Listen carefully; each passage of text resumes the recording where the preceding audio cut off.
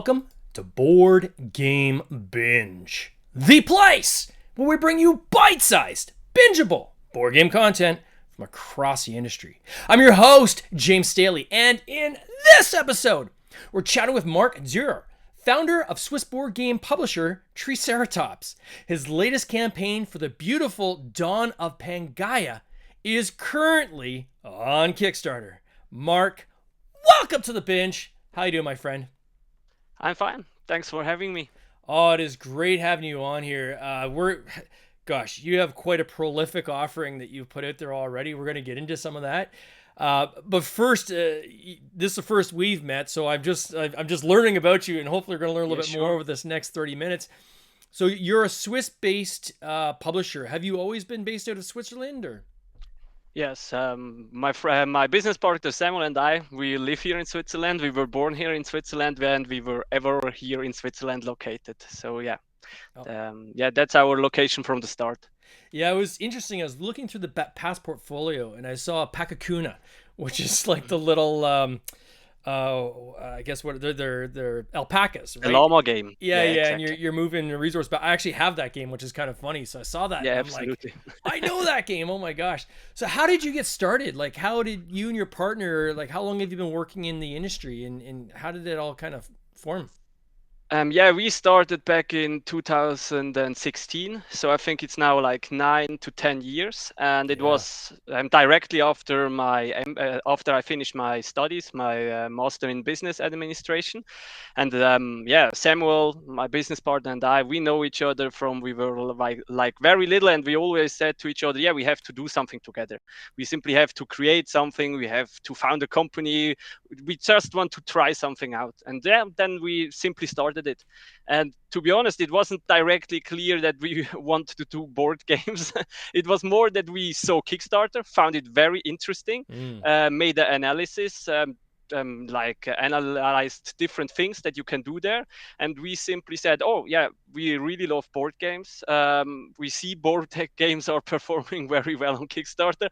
Let's give it a try. It sounds a bit naive, but this was really how it started. That is crazy. Most people usually have like a game idea, and they're like, how do I get my game out there? And then they see Kickstarter as a platform, and then they go into Kickstarter. You and your partner researched Kickstarter first and said, what can we put on here? And it's like, oh, it happens to have board games doing well, and we like board games, so let's do that. This is the first I've ever heard of that approach. Wow. Yeah, that's. But I mean, yeah, it's also, I mean, many people also have this. So we were naive, but not completely naive, to be honest. I mean, we still made our research. We really dug into in this page. We analyzed a ton of campaigns, like thousands of campaigns, like the top 1,000. We had a look at each and every one. So it was definitely naive, but we still. Yeah, we understood the platform. Of course, not as good as we do now, but we definitely did our homework before we started our first project there. What was your background? Like, were you like into business, or like? Yeah, so my background is simply I have studied business administration. So and Samuel studied microbiology and immunology. So nothing like directly related with board games. And many people will also think, I mean, our games are very focused on nature and animal themes. So that's like the red lines through all our games. And many people then think, yeah, Samuel is the nature guy because he studied biology. But to be honest, I'm the nature guy.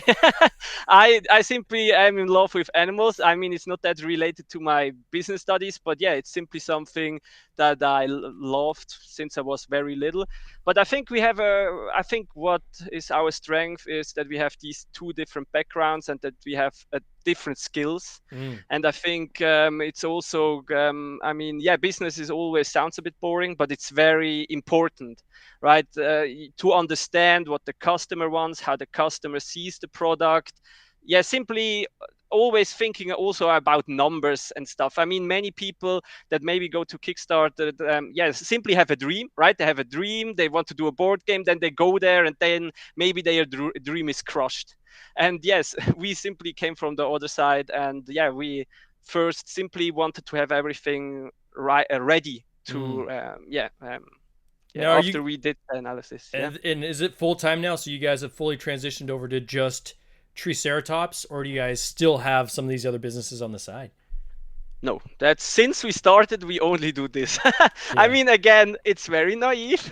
We in the beginning we could only do it, of course, because we have very generous parents yeah, that thought, okay, that's crazy what these people, what our sons are doing, but let's give them some freedom and they will try. But no, we started full time from the beginning. But this was also why it was possible to get to the point where we are now, mm, because yeah, a big Kickstarter campaign takes a lot of time and yeah, to put a lot of effort in all this game, into the research, into the development. It all needs time, and if you want to do it right, it's only possible 100%. I mean, it's, to be honest, it's 150%. I also work on the weekend. It's just a ton of work. yeah. And then, so how many games have you guys created altogether now? So I mean, created, like developed ourselves.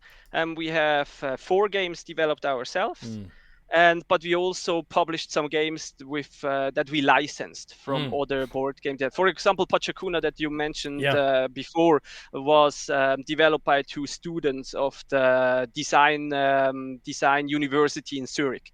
So they developed this game, and we saw it, and then of course we gave it a story, we gave it the look, we polished it in the end. But we simply licensed an already existing game, and I think like it's half half. So half of the games we develop ourselves, and half of the games we have to license, because it's impossible to have every year yeah, 1 or 2 self-developed games. I mean, we still need to sleep. yeah. Yeah, it's very much, there's like kind of three silos. I look at it. I see there's there's the game design, right? And Yes. then there's the game development, Yeah. which is, for Exactly. those listening, like there's a big difference between designing a game and then developing a game. Developing a game is Yeah. like, okay, now how do I commercialize this? How do we manufacture it? Absolutely. Yeah. How are we going to support it? How are we going to do the pre-marketing, post-marketing, and so forth? And then there's the actual campaign running, and each Yeah. one of those kind of silos are massive undertakings on their own, Yeah. right? So I think it's a natural evolution of most publishers. Is most of them usually start off with a game. Some don't, but most start off with Yeah. their own game first, and then as they say, okay, we're going to start building this kind of publishing machine, they very quickly realize, okay, I have to cut one of these silos out in order to be able to even make this thing function on an annual basis. And the easiest one to do is to take the design work and say, okay, I'm going to start taking submissions now. Or maybe I'll proactively reach out to people, but I'm going to bring in other people's designs and we're going to develop those. And that'll save us kind of one third of that time that we can then invest in those other 2 silos, right? 100% correct. You simply run into a bottleneck. You at one point you simply you notice, okay, now we would. Where I mean, on Kickstarter as an example, you always have 2 windows. Like good windows is spring, Mm-hmm. and to summer, and then you have autumn. So you can. We always want to publish 2 games per year, or have 2 campaigns per year, and it's simply impossible to have every half a year like a game ready that we also self-designed. So yeah, you at one point you run into this bottleneck, and then you have to solve it somehow. So you could solve it with increasing your team, like making Yeah. it bigger, also hire game designers or whatever.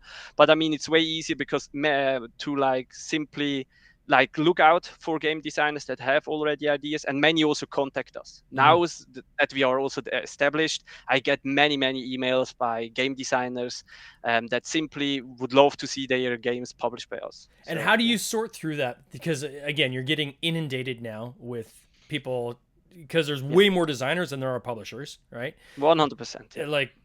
Like more than tenfold, I would say, easily, Yeah. maybe hundredfold. Easy. So Yeah. you're getting inundated with all these requests of, hey, I've got this game I'd like you to check out. How do you, as a company, sort through those, and how do you kind of narrow the list down to what you think could be kind of your short list of what would work within your portfolio?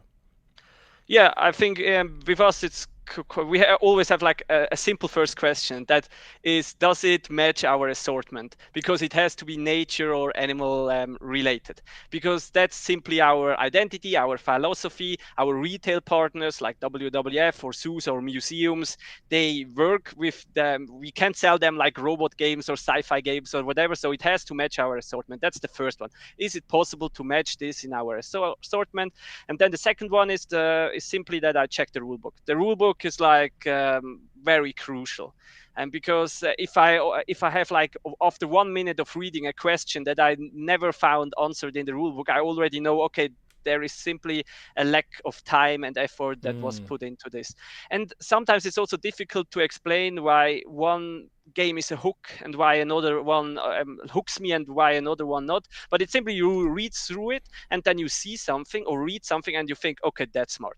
That simply has my attention now.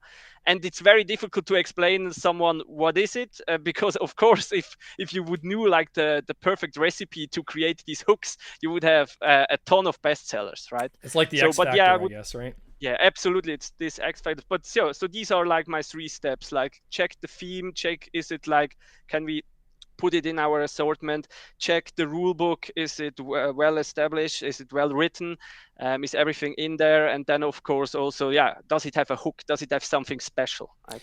Do you guys ever like see a game where you're like, okay, there's something here, but you want to reskin it, or do you always take the theme as is?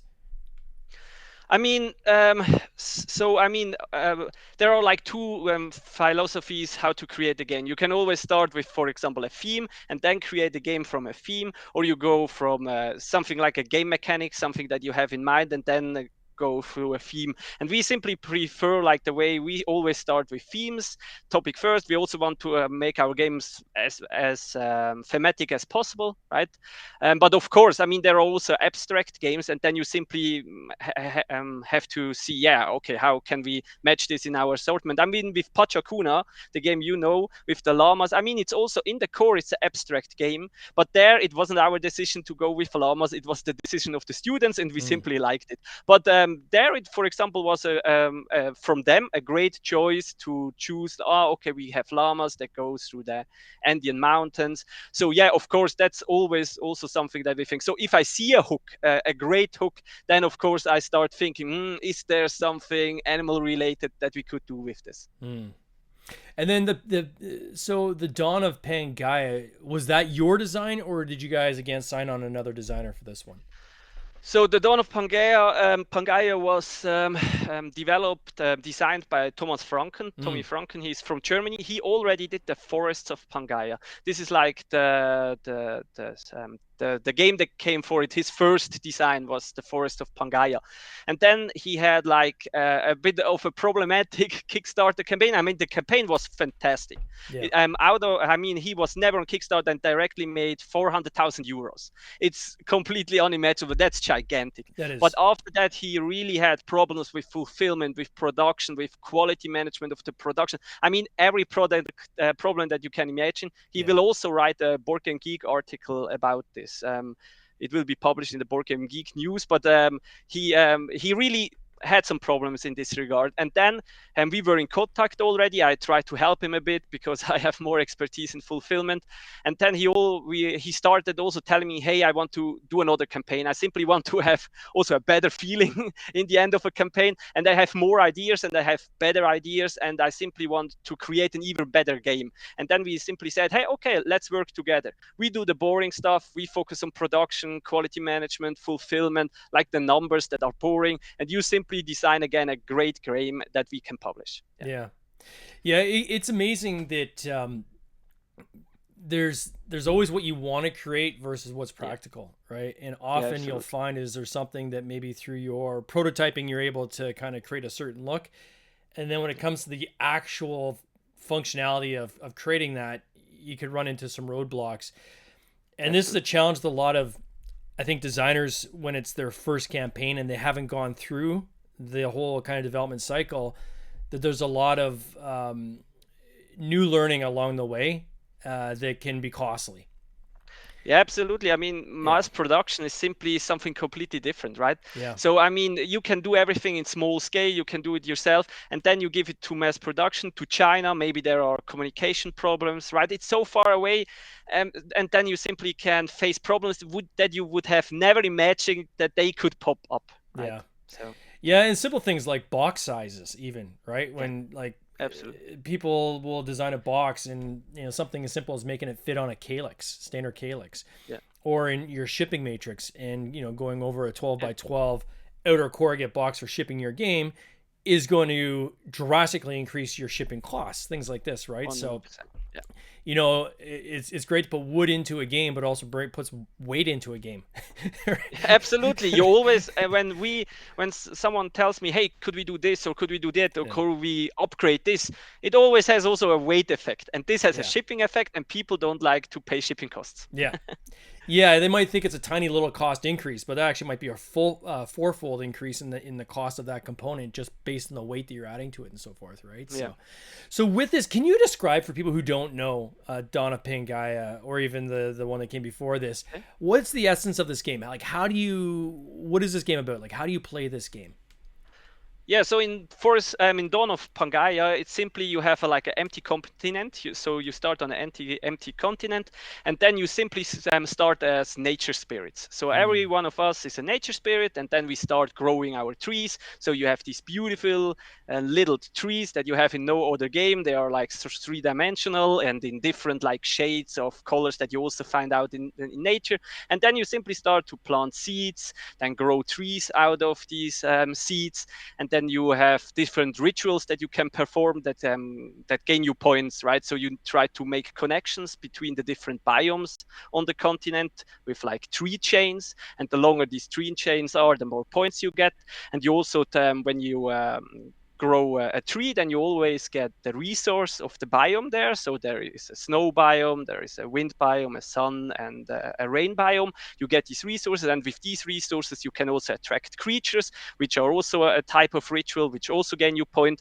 And yeah, over time, you rise on the high mountain. There is like a sacred mountain, and the first player that reaches the top triggers the end of the game.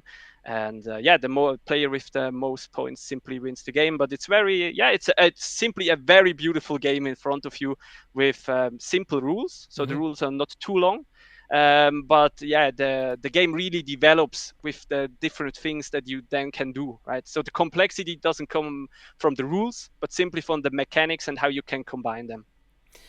I mean, beautiful is an understatement. This game is absolutely gorgeous, right? The table presence alone, these wooden trees that you can stack. I even thought it was really clever how you have, and I'm showing on screen here. There's this bird, and it's got a hole in the center, Yes.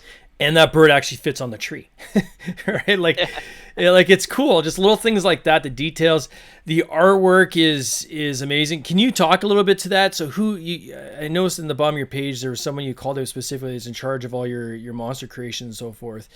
Uh, who is that? Can you give them a shout out?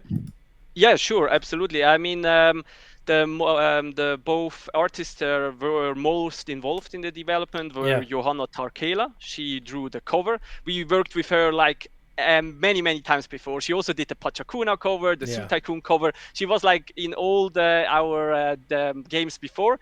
And the second artist, Nina Pomelin, she's from Finland. She did the biomes like the continent, but also the creatures. And she was also part of many of our previous projects. I mean, it's simply like if you have someone great like these two artists, and you have a very like there is no communication needed anymore because they understand me blindly. They Yeah. just know my vision. They understand my words. And so yeah, it's simply if you have found someone, you simply continue cooperating with these fantastic talents. There's certainly a shorthand that you kind of develop with them, right? Um, how long did it take for them to like? I'm just looking at like the level of detail in this game. Yeah. When did you guys start? Like, when was the start of this game to like the development process? I mean, to having it kind of ready to go for Kickstarter. I think we started with Tommy around 1.25 years ago. But he Yeah. already started at that point. He already had different prototypes, and we met in like the middle. He's from Germany. We in Switzerland. We met in the middle at the university campus. Sat down. He explained everything to us, and so it was 1.25 year ago. And then from there we simply started like polishing the game design. We had like weekly meetings on Tabletop Simulator. And then once we like felt confident that this is the game, right, we started also getting the artists on board and started the drawing process. I think that was back in maybe even December, like last December, of course, and or January. Around that time we started with the artwork. And then who designs things like your do it? Because again, beyond even the wooden trees and so forth on this, but even the player boards, just the way you've created these dual layer player boards and how they're very organic feeling in terms of where the cutouts are and so forth. Is that something you guys did, or is this something that was already there at Tommy? So this was like normally I'm the one that is like responsible for all the design things. Yeah. So in our past games, but in these games it was like 90% Tommy. Of Wow. course, it was very it was a back and forth. So we had always communication. He showed me things. I said, hey, can we do this maybe like this? So of course it was like a cooperation, and Samuel was also involved. Simply you also show it to different people and just ask, hey, what do you think of this? But here I have to give the show all the praise to Tommy. It's like certainly 90% his work. No, so cool. And then the board is modular too, right? So as you're adding the different tiles, that changes every time you play, yeah? Yeah, exactly. So it every time the map is set up a bit differently, and this also makes the rituals that you can perform also a bit more difficult or a bit more easy. Yeah. And describe the rituals. What do you mean by the rituals? Is that like claiming cards, or what does the ritual specifically mean? These are the with rituals. These are cards that you have. So there are the land cards and the creature cards. And as I described before, the land cards are like the tree change that you build between the biomes. And the longer these tree chains, the more points you get out of these. And the creature rituals you simply claim with spending these resource stored in these biome tokens that you gain with planting trees, right? So these are the two possibilities how you can make points. There are also two more. You can in the expansion you can also make the trees higher with increasing them in their size, in their height. And there, if you have higher trees, you also get some points. And also, if you have the most trees, can also gain you some points in the end. Yeah. That's amazing. The campaign already is doing. I'm going to put this in Canadian dollars. It's the only way I can see it. But you're at almost $113,000 on a $26,000 goal. 987 backers. So you're almost at 1,000 backers. So congrats on that. That is amazing. You still got 23 days to go. Like where this thing is going to land is going to be significantly higher than where it is right now.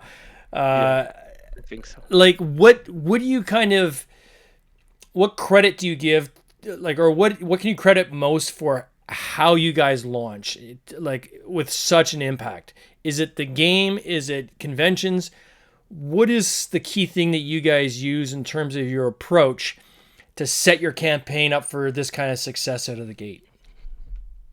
I think this is simply that it's our 11th Kickstarter campaign. We have a bit of an advantage, of course. I mean, we have now over 30,000 like community members, or 35,000 people that already supported the game. Kickstarter will notify them when we are live. Tommy also has like a crowd of 8,000 people from his first game, right? The game looks very nice, so this also makes things a bit easier. And we have also good relationship with Kickstarter, which is always helpful, of course, if you know also the people of the platform. And I think that's simply, I mean, I also have to say, it's not just that we have an experience of 11 Kickstarter campaign, but all these campaigns were successful and all these campaigns were also fulfilled. If you check our past campaign pages, there are no unhappy backers. So all backers got their thing. There is nothing delayed. There is we always start a new campaign once the last one is in fulfillment. And our last one, Rewild South America, is now in fulfillment. So it's not that we build up like a Ponzi scheme or something like that. It's simply people trust us, and I think that's also something that you see in such a launch. That's a tough one, right? Because again, and being a publisher myself, I've run into that situation, right, where I've got multiple games launching per year, it's very tough to put something into fulfillment before working on the next one. It would push my timeline out too far, right? For me to be Yeah, able to do it in absolutely. rapid succession. So how do you guys manage that? Do you just have a very short fulfillment cycle? Like when does this one fulfill? So this one will fulfill around April, May next year. Okay. But this is like we calculated with a buffer, right? You always Yeah. calculate a little bit carefully. I think it would be possible earlier, so around March. But yeah, we simply, I mean, when we launch, we simply have the production files are already very much finished. The stretch goals change things, but not too much that we would have to redo everything again. The translations are here of the different languages that we need. We are simply, when we start the campaign, we are very well prepared. And I mean, also our network is very good. We simply are our production partners. We have great experiences with that, so they are already ready. You simply, over time, when you are in the industry now 10 years, you Yeah. simply build a network of people that you can trust and that you simply know, okay, they will do their job. And I think that makes it easier than to simply have a bit faster production cycle, a bit faster cycles to get the games out in the market. I mean, with, for example, with the last campaign, it was very fast. The last campaign, Rewild South America, was ended the campaign mid-June, and now it's already in fulfillment. It Yeah. was very fast. Yeah. It's one of those things where I think trust is so important, right? And trust comes with just your reputation and your history, right? Yeah, And if absolutely. you can continue to fulfill games, the more of them you could do, you can then refer back and say to people, well, check with the past campaigns we've done. We've always delivered, right? And having that Yeah, inherent trust, people know that, okay, this isn't going to be a company that's going to kind of take the money and run like has yeah, happened, unfortunately, in this industry, right? So, yeah, absolutely. yeah. Where do you guys go from here? Like, what's the next kind of big thing for you guys? Are you already working on the next? I imagine you're working on the next campaign. Can you talk about it? Like, what's the Yeah, plan? sure. So we have you always. I mean, you most probably know it yourself Yeah. best that we you always need to have some campaigns or projects ready. Yeah. Otherwise, I mean, we would stand here and there is nothing. So there is one big thing coming, and everyone knows about it. That is our community, and we did already Zoo Tycoon, and then the expansion of Zoo Tycoon, and now we will do a standalone dinosaur Zoo Tycoon. I think that's the next big project that will come in 2026, and Mm. I think our Zoo Tycoon people are very much looking forward to it. Yes. So that's the next big thing, and then we will have a smaller game about which I can't tell that much until now. And there is another IP that we signed, like a other digital game Yep. that we signed for a future game. But the big thing is Zoo Tycoon with dinosaurs. I think that's no secret anymore. And then you're going to be at Essen this coming Yeah. next week, is it? Yep. Absolutely. Yeah, we will be there. And you're going to be showcasing Donna Pangaya, or will it be your entire portfolio, or what will you guys be featuring there? We have 3 novelties. So Rewild South America that was live before summer. Then we have the expansion of Zoo Tycoon. Then we have a smaller game that someone else developed and that we licensed. Then we have Darwin's Choice that with the game that we started. So these are our 4 games that we will sell, and then we will have a dedicated spot at the booth with the Dawn of Pangaea where we show everything and can also answer questions. Yes. Will there be any promos specific to Essen that you guys are going to be offering? We have sometimes little stuff for some of our games. For example, Darwin's Choice. People that already know our booth know they can get some special cards there if they come. So yeah, there is small stuff there that you can get. They go quick though, don't they? Like I was at Yeah, Essen absolutely. 2 years ago, and I had a buddy of mine who gave me a list. He goes, "Can you get me here? Here's all the promo cards I need. Can you hit these different booths?" And we were exhibiting, so I'm like, plenty of time. I'll do it like on day. I had never Sure. been to Essen, so I'm like, I'll do it on day 2 when there's a break. As you know, there's a tsunami of people. There is no break when you're at Essen, right? Like you A are, tsunami is an understatement. yeah. There are Like so many people. there was no break. I said to my brother who was running the booth, I go, I got to go get this promo card. Can you watch the booth? It's just in the next aisle. An hour and a half later, it took me to get there and back just with the wave of people. It was insane. And when I got there, they're like, "This was gone on day 1." What? Yeah, there are so many people, if you have something that people want on day one, it will be gone. And there are no quick or fast walks that you can have. No. You always have to like slalom around a ton of people. Yeah. We figure what we'll do next time we're at Essen, we'll bring promo cards. And I think what we'll do is we'll probably pace it. So we'll have some that we give each day. That's definitely a good idea. Yeah. So that people at least have a chance to get something, right? So, Mark, I'm so happy for you guys in this campaign. I can speak to the quality of your games because I own one of them. I know you guys are just going to smash this, the funding on this game. It's already doing so well. I can't wait to see how it ends, and I want to wish you all the best on this campaign, my friend. Thank you very much. All right, appreciate brother. it. You take care. Cheers. You too. Bye. This has been an episode of the Board Game Binge podcast, hosted by James Staley, produced by James Staley and Mike Bruner, with original music by Nick Smith. If you would like to watch these interviews live, simply subscribe to our YouTube channel, Board Game Binge, and you'll get access to live interviews, giveaways, and interesting board game content from across the industry. I can't wait for you to join us. See you next time.